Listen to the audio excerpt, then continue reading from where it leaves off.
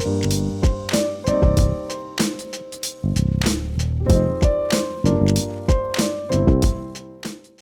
ora e tiwi, and welcome back to part 2 of Henare's story.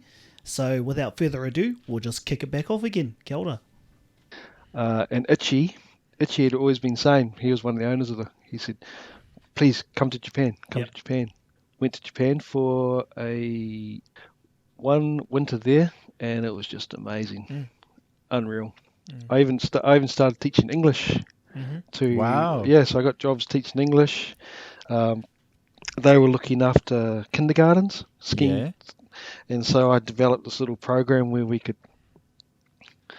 ski things and talk English with the kids. Yeah. Nice one, bro. Yeah, bro. Yeah. So, and you know, I'd have these kids coming skiing down. All you could hear is, "I am happy. I am happy. This is fun. This is fun." You know, I'd give them lines to bring, and they ended up putting it into their program. Wow. And a little bit. So I did that, and then here's a random question, bro. Did the kids ever want to know English swear words? Oh yeah. Those are the first words they want to learn. Okay, cool. Yeah. Oh, cool. So they're just like us. Like, all the naughty ones. Just like what we want to. Yeah, cool. Yeah. Sorry, bro. No, it's good. But so I don't know. It was, to me, snow heaven. Itchy was quite unique in the fact that he taught powder skiing. So he was a high-end ski instructor, but he taught powder skiing, and all his clients would come to New Zealand and come. The ultimate thing was to come to New Zealand and Heli-Ski. Wow. Yeah, so he was basically bringing all the Japanese to Queenstown, all the skiers. Awesome. Itchy was. One of the biggest highlights of winter, and it'll probably be the highlight of my whole guiding career. One of the royal family, the brother of the Emperor of Japan, his daughter, who was also a princess, she's 19 at the time, she wanted to learn how to ski powder. She was already a skier. And so Itchy says, I've had requests for my ski lesson, and they want to come see my school where we're going to be staying. And of course, they want to meet the staff. And I went, oh yeah? And he goes, yes, this is where you do not have visa. You know, because I was there.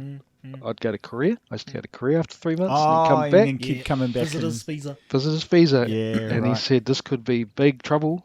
These Thai police guys come along and Imperial Guards come along. Imperial Guards, bro. That sounds heavy, bro. Yeah. Damn. And they came. Probably. Hey, yeah. Yeah, well, they came and they wanted to meet all the team, including myself, and all I could hear is chatter, Henare, chatter, Henare. You know, sitting around, I'm going, chatter sounds okay. It's not harsh or anything. Yeah. They left, and then she come back in, and he goes, great, we are looking after the princess next month. Wow. Yeah. So the Princess Akiko came. She had an entourage, man. A personal bodyguard, a female guard. I felt sorry for her. She couldn't go anywhere by herself. Yeah. And then 2 Imperial guards, and then another couple of guards that would just cruise around, and spent a week. Yeah. So I became a right-hand guy. Crack up, bro. And this is your first trip over? My second one was my second winter there. Right. Yeah, my second winter. And shit, whenever we went for dinner, I sat left of the princess. In Japan, you fill each other's beers, you know? Have you ever noticed that? If someone's sitting here, there's a beer here, I always keep that beer topped up. Right. Well, bro, for 1 week I had a princess filling my beer up. That's so funny. It was really interesting. Oh, you'll see it here beside Akiko-sama. Yeah. So a Māori boy from Taumaranui is like, funny. I'm getting low tide over here. Can you fill my beer up, please?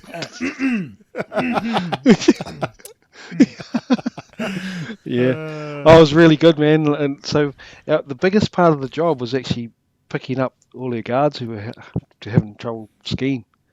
Oh, Yes. Picking up? How do you mean? In the snow. Oh. A lot of them couldn't snow. We had to tell them because they were trying to look they're after. not skiers, right? Skiers, bro. And I had fun with them, man. I used to pick them up and I'd be patting them down. Where's your gun, bro? Where's your gun? Yeah, it was funny. But it was a good week, and the following season they went back and had some more lessons with the chair. But yeah, it was amazing, man. And Little things like that, eh? And so now, sorry to fast track this. Bro, Yeah. Do. We're gonna. I'm I'm interested as to how you met Iku. My wife. Yeah. Wow. And how it fits into the Japanese story, and it probably doesn't, other than the fact that she is Japanese. It kind of does. And while I was in Japan, I actually had the opportunity to meet a lot of Japanese wahine, while I was doing around. Yep. And I thought, man, culturally, I don't know if it's going to be that easy. Yeah, right. Yep. Longevity-wise, you know. Right. And so I come back to Queenstown. Real estate was a big player for these guys who were for which guys? The guys that you ski clients, with? the clients, right. the fishing lodge. Yeah. People like I got to meet and fish with Jack Nicholas. Jack Nicholas, bro. Yeah, he's a big fisherman. That's crazy. Yeah, well, really? he's good friends with Dick. He'd come to New Fraser? Zealand. Yeah. Wow. Yeah. I didn't meet Frank Bro, Nobilo. this is some serious name dropping you got going on. Yeah, I probably shouldn't. But anyway, he's a lovely man, bro. Him Frank and his Nobilo. wife. I tell you what, if you could do one of these podcasts with Dick Fraser, man, it'll be amazing what he'd I'd tell love you. to, man. Yeah. I'd love to. Well, there we go, Dick. Get Yeah. in touch. Dick. Yep. So comment and subscribe, Dick, if you're watching.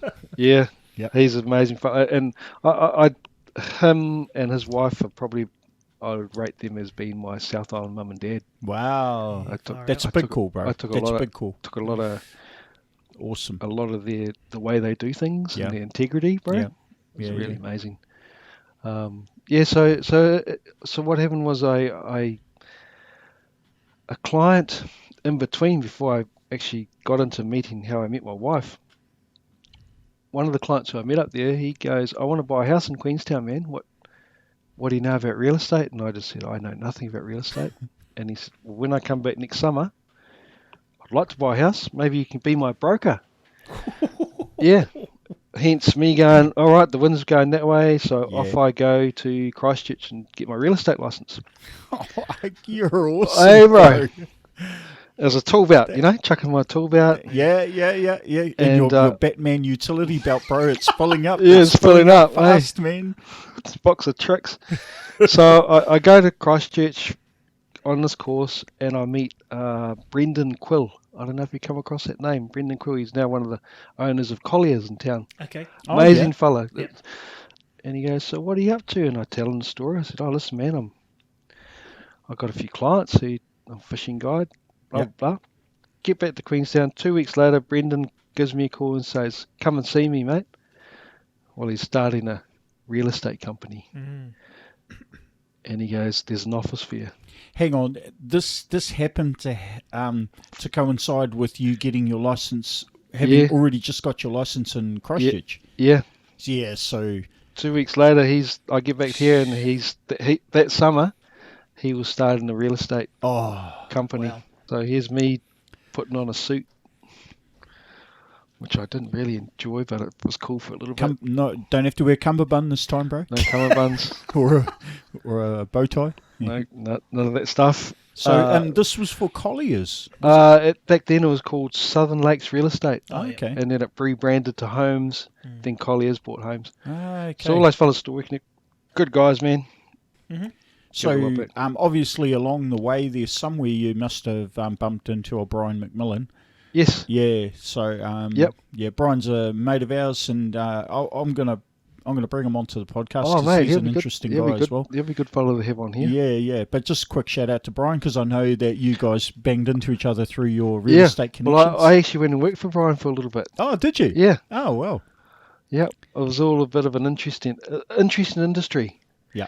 And what I found interesting when I went into that industry, I'd go to a bar and I'd meet someone and I'd go, "So what do you do?"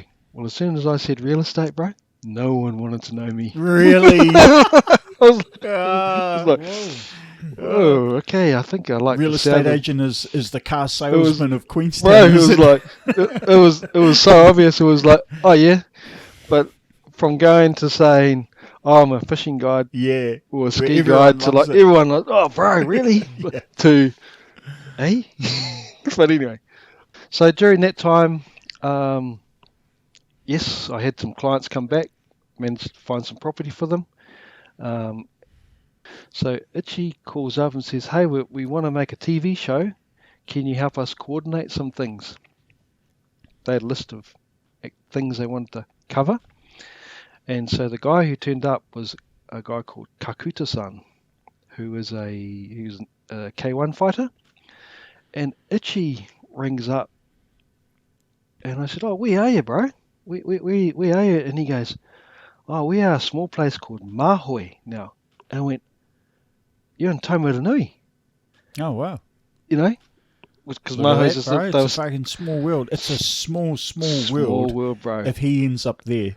And so I go, I'm on the next plane. see the river? See the river down? You can see the river, bro? And he goes, see that hill over the river? Got a bit of bush on top. He goes, my mother and father live over there, bro.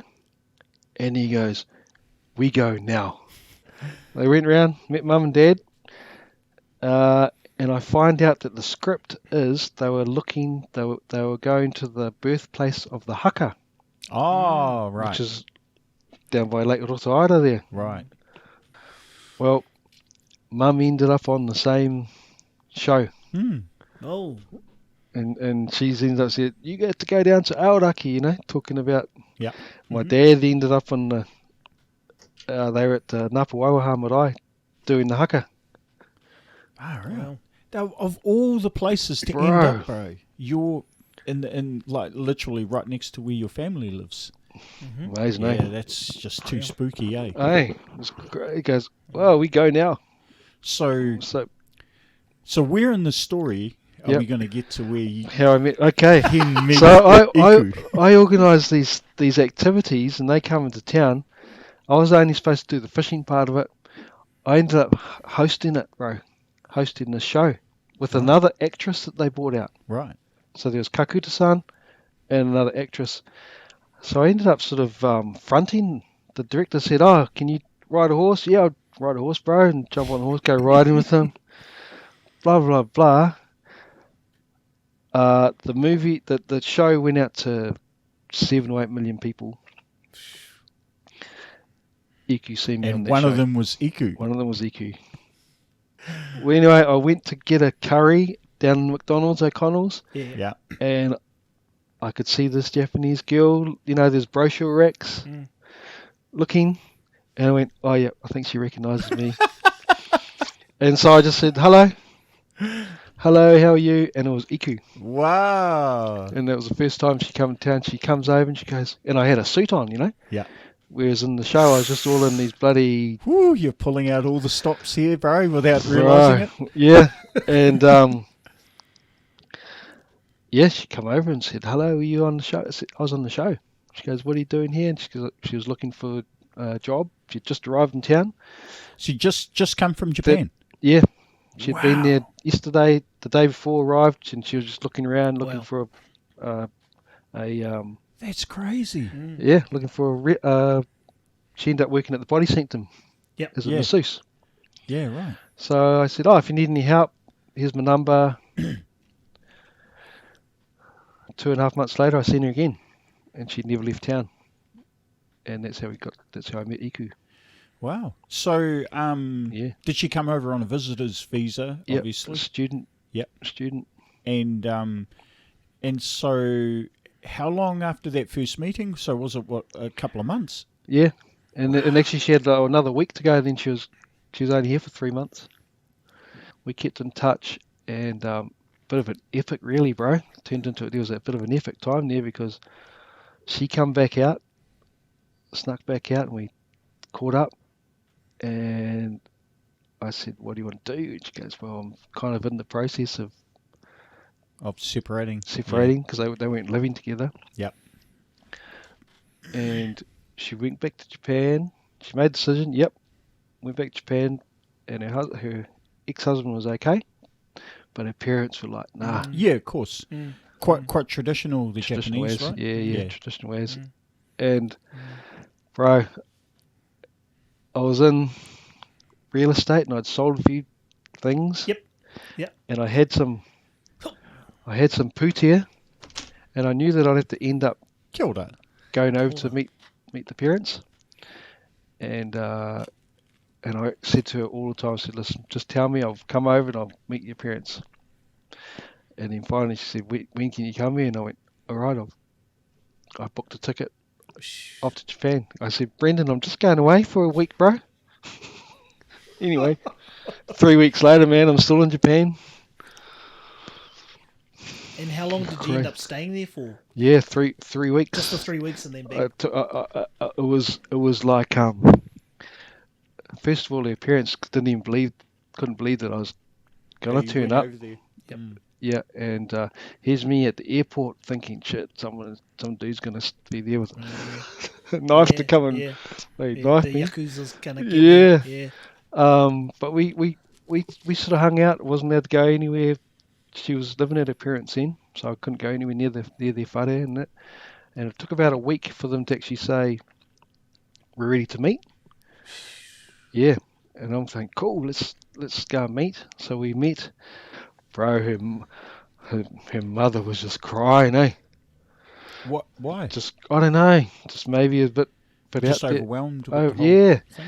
And the piano player was playing K Sera, no shit, K Sera, and her father was standing going, K Sera, whatever will be. So for me, that was like, wow. Yeah. Yeah, just if it's going to happen, it's going to happen. Yeah. Yep. So we sat down, had a coffee. I didn't do too much. I had a few. All I could show was some photos. My Japanese wasn't real good. Good enough to ask her father what his hobby was, and he goes, karate. oh, okay. And he's a high level karate instructor, bro. Yeah. Oh my god. And he asked me twice. I must have practiced. He just leaned over and said, will you look after my daughter? I went, yes. And he just asked me that twice. Finished our tea. They hopped up and left. And then they left and I went, what happens now? To Iku. And it was a week later. So I was just sort of hanging out. So we ended up going for dinner. And we had a few beers with him. And at dinner, he goes, what about your family? Through Iku. And I said, my family are happy if I'm happy, which is general saying. You have to take my daughter home to meet your family. Yeah. And I went, okay, well, I tell you what, I'll probably got to go home, do some more mahi, and then, yep, we'll organise that. And he goes, no, soon. And so next day, bro, booked tickets to come back to New Zealand.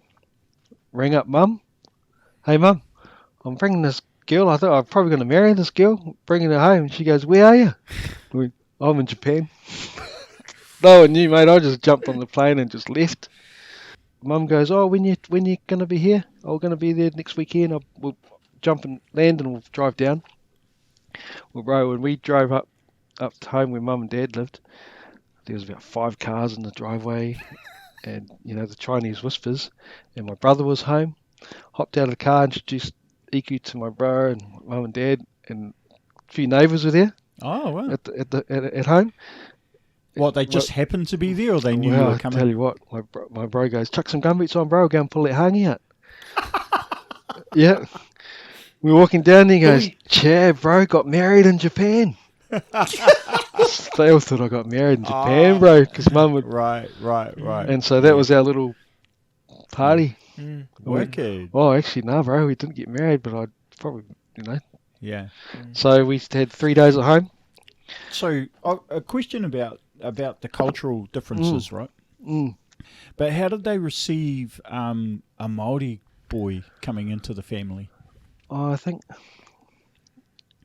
I don't know whether it would have been any different. Didn't even make a difference. No, That's awesome. Yeah, That's awesome. And I think a lot of it probably has to do with the fact that you probably understood a lot about their culture by that stage. Yeah. So you knew the right things to do. You Knew know, a little bit of Japanese. Yeah. Yeah. Yeah. Knew the customs. yeah, Yeah. and actually, because I had a bit of puti, I jumped on a plane and flew up to Hokkaido to see Ichi. Yeah, and, right. and met up with all the film crew, bro. Oh, wow. Wow. And they were I'd kept them in touch with what was going on. Right, they're filling them in And on the story. when I met the director, he goes, "Yes, I am your Cupid. I am your Cupid." I just know they were all rooting for you, bro. Hey. They were like, you can do this, Hen. yeah. Oh, never mind maths, that would have been a TV show in itself, eh? Yeah. That all unfolding. Funny, bro. Yeah. Yeah. Well, So then, we got home. She went back to Japan. I come back to Queenstown. Yep. And she turned up in Queenstown a year later. A year later. Yep. Once everything was sorted out. And Well, she come- wicked, bro. So you both hung on for each other for a year apart. Mm. Oh, man, that's an awesome story, bro. Awesome love story. Yeah, you know? now we've been married for 14 years. Ooh. Got a 13-year-old and 8-year-old, bro. And yeah, Jazz and Lani, yeah. Jazz and Lani. Awesome fishermen too. I notice Yeah. you're passing on those genes, bro. they love their skiing, love their fishing, Yeah, bro. and their skiing. Hunting, Yeah. hunters, gatherers. Yeah. That's a love story for the ages, bro. No, us, no offense, but us bumholes don't go travelling the world looking for our I true know. love. Yeah. That's- We just, like just driving to the next town is hard work for us.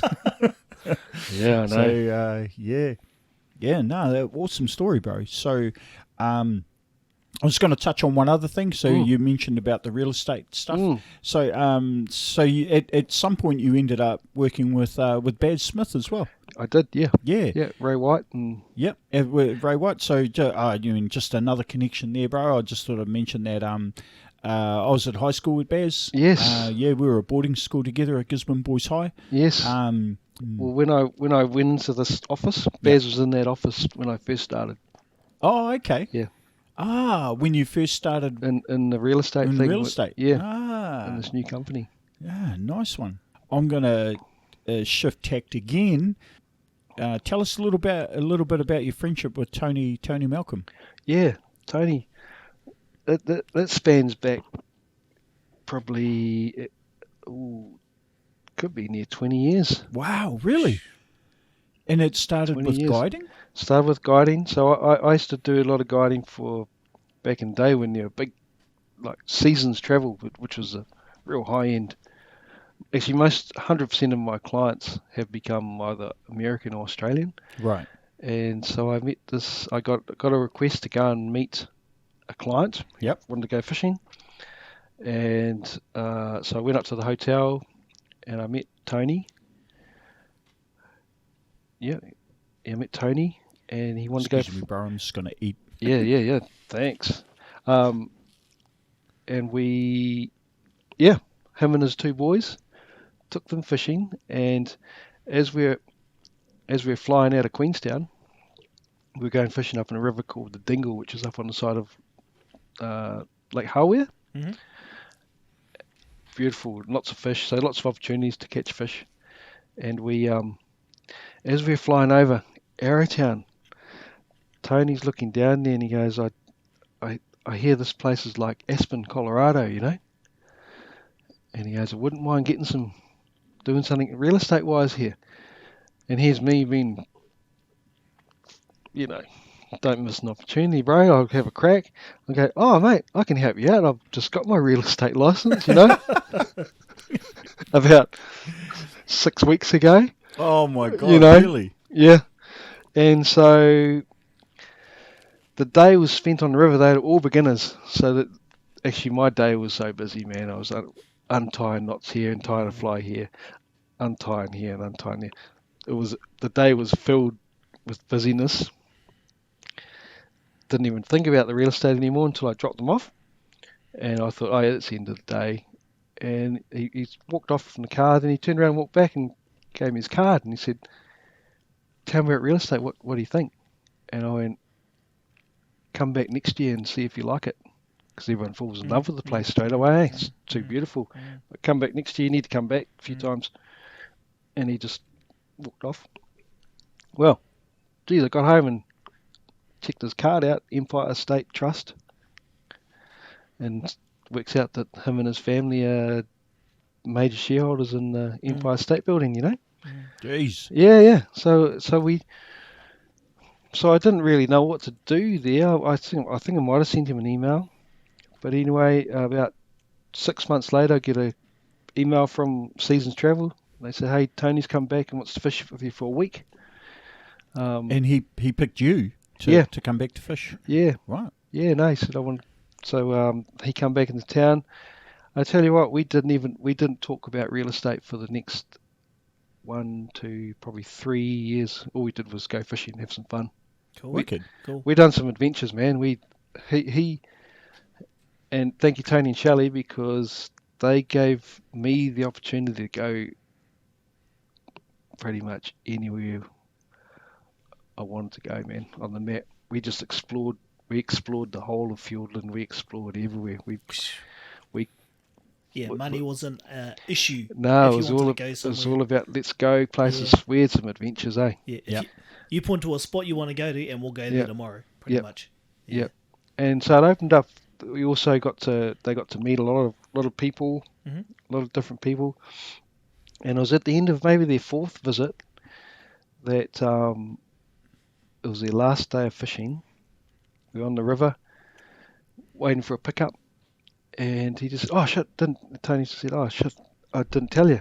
Shelley and I have decided we want something here, and we would like you to be the broker." You know, and I thought, "Wow, cool, man, awesome." So that was as I say, we didn't talk about real estate at all, and we got back to iCarts. So I stayed in iCarts and pulled out a little bloody serviette and said, "Oh, right, you know, give me a list." Stayed at iCarts. What, the flash new iCarts then, or the old, they had old little pub one? They had little cottages. Oh, okay. There were some cottages by that restaurant there. Oh, yeah. Yep. So I was staying in there, and he wrote this list of what he was looking for in a property, you know, and there were these points, and I went, "Oh, dude, I'll show you that tomorrow, you know, before you fly out." Yep. And he goes, "Really?" I went, "Yep." And he goes, "How many of these things do you know of?" And I went, "Just one." But it ticks all those boxes, and we pretty much put in that next morning.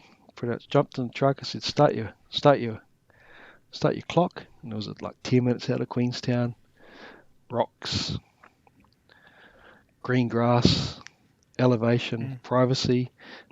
Basically, we just ticked all those boxes and got up and stood up on this block of land. And he just hopped out of the truck and just, "Fuck me, really?" And that's the one up at Dalefield, is it? And that's where he ended up building the estate. Yeah, that's where he built his house. Yeah, and that was pretty much the intro to that property. And he went off from here to Abu Dhabi on business. And I remember sending an email saying, "What do you think? How are you feeling about that land?" And he goes, "Well, after being in Abu Dhabi, man, I think it's..." And so got it under contract, and they closed on it about 16 months later. And then they actually started building on it about 5 years ago. And shit, he goes, "Oh, what do you think about coming and being a caretaker on the property?" And I went, "Wow, that's an amazing opportunity." So we got to the point there where they built a little a caretaker's house, which is a bit more than the caretaker's house. A caretaker's house. That thing was a mansion. Mansion, bro. Beautifully done. So we got to sit down with the interior designer and choose carpets, colours and paints and taps, which was pretty surreal. And I remember asking you for help, bro, to negotiate all that stuff. That's right. Yep, to write up a plan. Yeah. Yep, and I appreciate that, bro. That's right. And we ended up living there for 14 months. Yep. And I kind of figured out in that process that pretty hard to put me in a cage, you know. I like got to be wild and free. I gotta let that wind Gotta blow go in my with the wind. face, mate, so I Yeah. can get taken that way. Yeah. And this was all part of that too. Yeah. So I was we're really appreciative of that opportunity. Yeah. And with Tony, there was just a few things going on the building site that I was uncomfortable with, that I didn't really feel that they didn't gel with me, you know. Yep. So Yep. it got to the point where I just said, both my wife and I just said to Tony and Shelley that, look, I think I want to go back to just taking you fishing, bro. Yep. And step out of this role and back into. So we did that, and our relationship's nice. Yeah. You know, we kept that. That was the most important thing, not to burn that bridge. Yeah, you know. not to burn that. Yeah. Yeah. And so they're here. They're here now. It's watching the Super Bowl final has always been part of what we do. And I tell you what, man, we just watched the last one. And it's taken about 15 of them for me to start to understand the game. 15.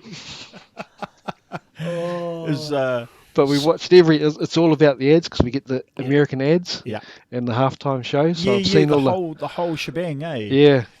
Yeah. And so who was Tony picking for the Super Bowl? Did you Actually, he picked the last game. He picked it. He said, these guys slow starters, Rams. the Rams? Yep. Yeah. Strong finishes. Yeah. If And you ever need one to watch some Super Bowl, Yeah. Right. I'm your man. The boys. Yeah. I'm a Super Bowl fiend, so Are you? yeah. But Yeah. so what I wanted to move into now, last subject to focus on here is good old Kangen Water. Yeah. Yep. Another opportunity that just sort of. So I'll tell you what. Yeah, how did that start? How did that start? Well, I'll wind it back to And, about 2009. The short version, bro. Yeah, 2009. I heli-skiing. Beginning of the season, I cracked a ankle in my bone, Yep. on my ankle. Well, that finished me for the season, and it made me realise how valuable my body is for my mahi. Mm-hmm. And I think it was 2 weeks later, Jazz was like 2. My oldest boy, he's 13 now. Bloody hell. I went, how do I learn to get a business online, you know? Because I'd be sitting in toes up. But dude, 2 weeks later, I ended up in Las Vegas at a internet marketing conference. Yep. And it was a marketing conference based on online businesses. And that opened my eyes to the world of network marketing and leverage. So that's where it all sort of started, and understanding how to use video and things like that. So I ended up incorporating a lot of video into my guiding work. Yep. Sending video messages off to people and Yeah. being that face. Yeah, So- that's right. Because so- you had that the website where you were sort of putting a lot of your stuff Yeah. out on there as well. Yeah, and that's where I got that from. And so I sort of got thrown a lot of things within that network marketing space. I meet a client, real estate client, and he says, come and have a look at this, try this water. It's 6 years ago. I went and tried that water, bro, and had a glass of it, and I was like, I want one of those machines. That was 6 years ago. So, and at that time I had had a bit of psoriasis going on, and I think within about 4 or 5 months of that, everything just got better. But it also proved that I was dehydrated. Didn't drink enough water, bro. I was that guy who had a 6-pack of beer on ice for my clients when we finished a hot day. Yeah. So you're kind of like the major distributor for Kangen in this region. I guess I've sort of become that, and it was when we went into lockdown 2 years ago. Yep. That I actually wrote off 2 years. I thought 2 years were going to be out. Yep. A bit short on that, I think. And I just said to EQ, we're about to become professional water drinkers. Put some signs on the cars. Started plugging stuff on Facebook, which I kind of learnt when I was over in the States. and have kind of branded myself up to be that guy Yeah. over the last 2 years. Yep. Yeah, you've done a great job of that. But just to back up a bit, did you ever intend to be a distributor? Like, No. was that accidental? Was it just like it was the water that got me. Mhm. And then when Alex told me that there was a business side of it and how I could pay for my machine, well, as soon as he told me that, about 3 months after drinking the water, I went, whew. So I got busy early on and probably referred about 15 machines, and you're one of those guys, and paid our machine off pretty quick, and that was my mission. Yeah. And then it sort of it unfolded. I learned a bit more about the business opportunity, and then I over time just found that we have a bulletproof product that stands up on its own. And we're also in a space and time, man, where water is becoming very, very valuable. Yeah, people are conscious of plastic. People are conscious of impurities. Yep. So just to quickly explain to people out there, a Kangen machine is an industrial grade machine that ionizes water. Is that right? Yeah, And exactly. So it splits it into the acidic part of it and the alkaline part of it. So it breaks it into two parts. And the stuff that's really good for drinking is the alkaline. Yes. Yes. But the fact that you split it into two, you've got alkaline and you've got acid. You can use the acidic water, which is sort of what you would call the rubbish, I suppose, the throwaway. But you can use it for all sorts of other applications as well. Yeah. I remember your cat, bro. Yeah. Oh, sorry, bro. That's Hey. the other thing. The other thing That's right. that sold me was our cat would not drink the tap water. The cat was always drinking the wheelbarrow rainwater. But when we got this Kangen machine, the cat couldn't get enough of it. So, and there's something that I always knew from being a kid, that animals know what to eat and to drink and what not to eat and drink. Yeah. So they've just got a natural tuning for bad food and good food. So for me, our cat only drinking Kangen water was kind of a sign to say, even the cat knows there's something good about this thing. So I remember that. That was our old cat. Now, our new cat is the same. Our new cat will drink Kangen. When our Kangen machine was broken down, the thing was out there drinking out of the puddles It's funny, eh? and out of the wheelbarrows. So, and when our Kangen machine went down, I had to stop drinking water or boil the shit out of it before I drink it. So, anyway, this isn't supposed to be a sales pitch. It's just it has made a difference for us. Whether or not you want to believe it, I know a lot of people out there poo-poo all the science about it. Yeah, that's right. But sorry, bro. So Kangen is a focus for you now? It has become a focus, and I actually love it. I love the fact that I can share water with a whole lot of people, and I've seen, I'll chuck in a disclaimer. There's nothing magic about the water. All it does, like you say, it's been restructured. It hydrates better, so it has the ability to bring the body back to balance, and then the body can basically have a free run on doing what it's supposed to do. Acid in the body is bad, right? Yeah, so that's a thing. Yeah, alkaline body is good. Yep. And it's I don't know, it's a fundamental part of a good life. Water. Yeah. So it's a big deal. I enjoy it, and of course the business opportunities come along now. And I'd just like to say, if anybody who's managing to listen to this and you know someone who has a Kangen machine or someone's introduced you to the water, go back to them and say, hey bro, tell me a bit more about that Kangen water. I want to learn some more. But it's again, I like being in that Kangen water room because I enjoy it. It's helped a lot of people. And there's a lot more people for it to get around. I would love to have one on every street corner so people could just go, and I'd love to be able to throw them in schools. So especially right now in this whole pandemic-y sort of space we're in. But no, I love it. The boys love it. I sort of get my boys they can't help it. They've become quite good skiers. They've become good fishermen, and now they know a lot about.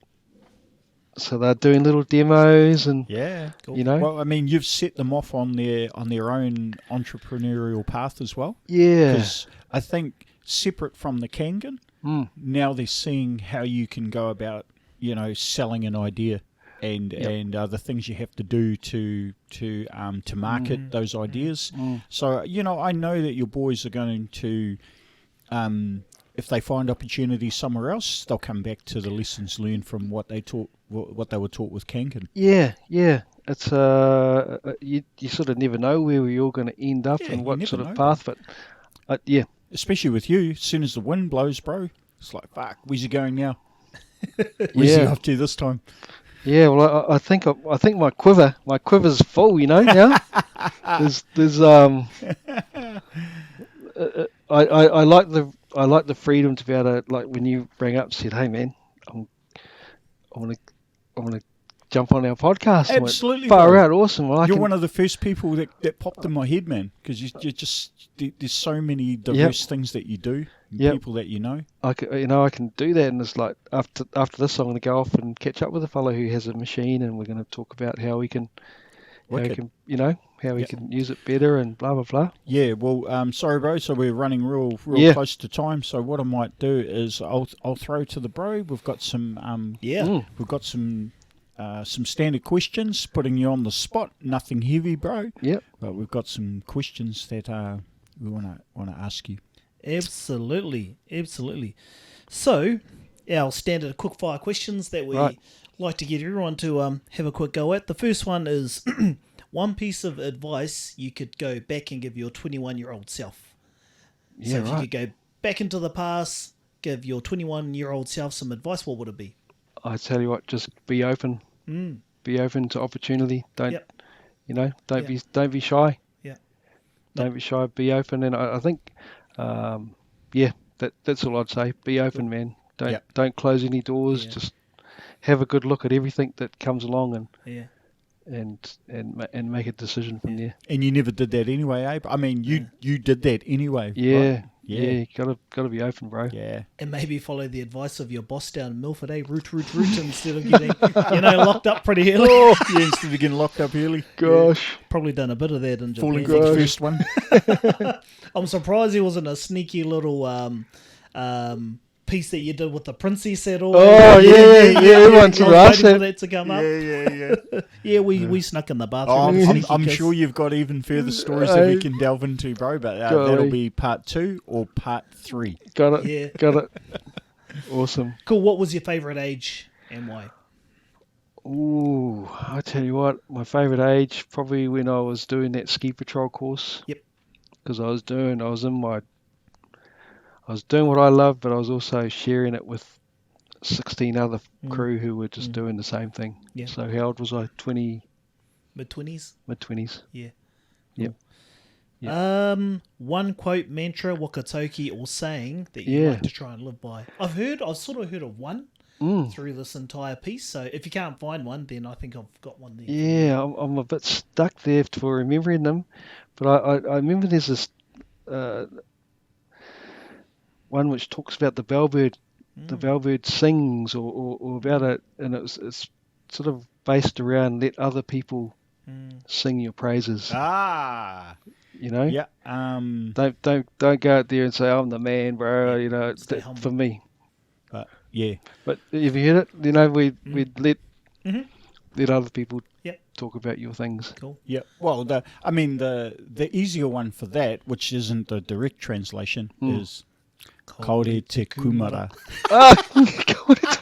E kōrero mō tōna ake reka. Yeah. Which is the kumara doesn't talk of its own sweetness. That's one of the Yep. Yeah, no, that's right. I like that. Cool. Next one I have is favourite place in the world. Favourite place in the world? I'd say if it ain't anywhere in the southern quarter of New Zealand. Ooh, that's a big question. Might be on one of the mountains, potentially. Yeah. You being a bit of a ski bunny, or maybe one of your fishing areas. Yeah, probably been up anywhere in those Richardson Mountains, which are down out towards the Rees Valley. Yeah, okay. Richardson Mountains. Yep. Cool. 3 people you could invite for dinner, and why? I'll stretch it here. My mum and dad and Prince Tuiteka, bro. Ooh. Awesome. Love it. Or actually, I'd have to say Prince Tuiteka, my mother and my father. Yeah, Awesome. Cool. Yep. Fantastic. Awesome. Yeah, good call. Yep. Cool. And last but not least, and this is probably a good one to round out the entire kōrero, is what does the future hold for Henare Jews? I guess health. Yep. First of all, health for me and my family and my friends. Totally. First of all, bro, we want to see the world still, and I know the world's a bit of a weird place at the moment, but we believe that we can still we'll get our opportunity to see our country and get around. So no, lots of light, bro. I see lots of light coming. Yeah, awesome. And I've got to put it out there, you know. Yeah. Yep. Yeah. Awesome. Manifest all that stuff up. Yep. And I think a lot of people create their own luck, and you've had a lot of it in your lifetime. Law of attraction, putting out positive thoughts and positive things coming back to you, and you've had a lot of coincidences in your life. But no, it's been an honour and a privilege to have you on the show today. The tohunga of the ski fields and a tohunga of the fish as well, Hiika. And I need to pick your brains too, because I haven't been having much luck actually lately. So those shrimps probably aren't working as well as everyone says they should be. Yeah, all those mussels. But other than that, big mihi out to you for coming on. What a awesome life and story that you've had. And without a doubt, there's probably a part 2 or a part 3, maybe an even uncensored version we can talk about too later on. But outside of that, Ihika, any closing thoughts, any closing mihi or wakatoki? Yeah, I'm gonna to bring up that other whakatoki, because you're such a humble guy, bro, with and you've done so many things, and it's not until you talk to you that you can elicit some of all of this massive experience and information out, hey? So the whakatoki for me is waiho mā te tangata e mihi, which is leave the praise for other people, because I know that's how you live your life, bro. You don't like to praise yourself, but I tell you, everyone I talk to knows your exploits, and they have nothing but good things to say about it. Wow. So yeah, ka nū te mihi kia koe, bro.